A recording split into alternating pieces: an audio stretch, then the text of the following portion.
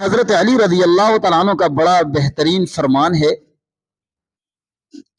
کہ سرک اسیرک، آپ کا راز آپ کا قیدی ہے۔ فَإِذَا تَكَلَّمْتَ بِهِ فَصِرْتَ أَسِيرًا، جب آپ نے اس راز کے بارے میں زبان کھول دی تو اب آپ اس راز کے قیدی بن گئے۔